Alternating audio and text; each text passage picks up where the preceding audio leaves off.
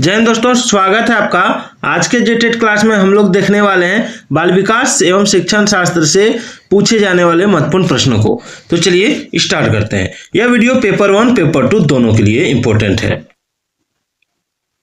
तो यहाँ आप देख सकते हैं लिखा है कि निर्देश दिया हुआ है कि प्रश्न संख्या 1 से 30, ठीक है, निम्नलिखित प्रश्नों के उत्तर देने के लिए सबसे उचित विकल्प चुनिए। यानी टोटल प्रश्न संख्या आपका 30 रहेगा, ठीक है, सीडीपी का, और 4 ऑप्शन रहेंगे। वे चारों ऑप्शन में से आपको कोई एक आंसर ढूंढना है, ठीक है।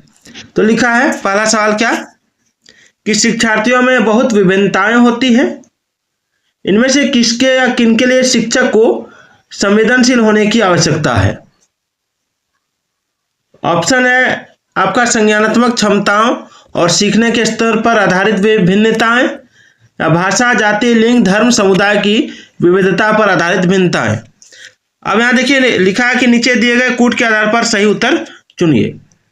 तो इसका जो सही उत्तर हो जाएगा वो हो जाएगा 1 और 2 दोनों, यानी ऑप्शन बी हो जाएगा, ठीक है। चलिए, केवल कागज पेंसिल जांच द्वारा आकलन, देखिए क्या लिखा है, केवल कागज या पेंसिल जांचों द्वारा आकलन समग्र मूल्यांकन को सुविधा प्रदान करता है या निरंतर मूल्यांकन को सुविधा प्रदान करता है, या सकल आकलन को बढ़ावा देता है या आकलन को सीमित कर देता है। तो देखिए केवल कागज और पेंसिल जो जांच होता है, कागज यानी कागज पर जो लिखा जाता है क्वेश्चन आंसर, ठीक है, उससे क्या होता है कि आकलन को वह सीमित कर देता है, ठीक है। आगे देखिए अगला सवाल है कि माध्यमिक विद्यालय की कक्षा में शिक्षिका के पास एक बधिर बच्चा है, ठीक है, माध्यमिक विद्यालय की कक्षा में शिक्षिका के पास एक बधिर बच्चा है, तो उसके लिए यह महत्वपूर्ण है कि उस शिक्षिका के लिए क्या महत्वपूर्ण है। तो देखिए शिक्षिका के लिए क्या महत्वपूर्ण है, यहाँ ऑप्शन दिया हुआ है कि उसके प्रति संकेत करे जिससे वह बच्चा बार बार भी नहीं कर पा रहा है, बच्चे को डांट फटकार कर उसे अलग बैठाएं ताकि वह बधिर केंद्र में प्रवेश ले, विद्यालय सलाहकार से आग्रह करें कि वह बच्चे के अभिभावकों से बात करे तथा बच्चे को विद्यालय से हटाने के लिए कहें। ये तीनों में से कोई नहीं होगा। अब देखते हैं डी नंबर क्या दिया हुआ है। डी नंबर दिया हुआ है कि वह बच्चे को उस स्थान पर बैठाएं जहां से शिक्षिका के होंठ तथा चेहरे के भाव स्पष्ट रूप से देख सके। यही इसका आंसर हो जाएगा, ठीक है। चलिए अगला सवाल है कि एक शिक्षक के वंचित वर्ग के बच्चों की आवश्यकताओं को प्रभावपूर्ण तरीके से पूरा करता है, ठीक है। एक शिक्षक जो है समाज के वंचित वर्ग के बच्चों की आवश्यकताओं को प्रभावपूर्ण तरीके से पूरा करता है। तो कक्षा कक्ष के प्रत्येक बच्चे की आवश्यकता अनुसार अपना शिक्षण कौशल अपना कर, यही हो जाएगा, ठीक है। चलिए अधिगम निर्योग्यता वाले बच्चे क्या करते हैं। ऑप्शन देखिए क्या लिखा है, कुछ भी नहीं सीख सकते, ये तो नहीं होगा। अधिगम के कुछ पक्षों से संघर्ष करते हैं, ये हो जाएगा। अधिगम के कुछ पक्षों से संघर्ष करते हैं, ठीक है, ये हो जाएगा। बाद बाकी एक भी नहीं होगा। चलिए शिक्षक बच्चों को सृजनात्मक विचारों के लिए प्रोत्साहित करता है। कब प्रोत्साहित करता है, कैसे प्रोत्साहित करता है, तो उन्हें उत्तर कंठस्थ करने के लिए कहकर कंठस्थ नहीं करना है, यानी रटने वाला प्रवृत्ति नहीं लाना है। प्रत्यास्मरण आधारित प्रश्न पूछकर ये भी नहीं होगा। उन्हें बहुविकल्पी प्रश्न दिखाकर ये भी नहीं होगा। उन्हें समस्या समाधान के लिए विभिन्न तरीकों से सोचने के लिए कहकर ये आंसर होगा, ठीक है।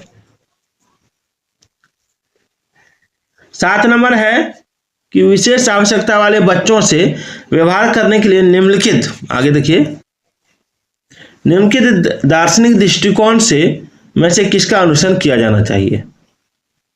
ऑप्शन आप देख सकते हैं, उन्हें पृथक करके उनकी शिक्षा किसी भिन्न शैक्षिक संस्थाओं में होनी चाहिए, या उन्हें केवल व्यावसायिक प्रशिक्षण दिया जाना चाहिए, तो ये दोनों में से कुछ नहीं होगा। उन्हें समावेशी शिक्षा का और नियमित विद्यालयों में अध्ययन करने का अधिकार प्राप्त है, ये इसका आंसर हो जाएगा। चलिए 8 नंबर है अधिगमकर्ता केंद्रित विधि का आशय क्या है। अधिगमकर्ता केंद्रित विधि का आशय क्या है, तो देखिए अधिगमकर्ता केंद्रित विधि का आशय है कि वे विधियां जहां अधिगम में अधिगमकर्ता की अपनी पहल तथा प्रयास सम्मिलित होता है।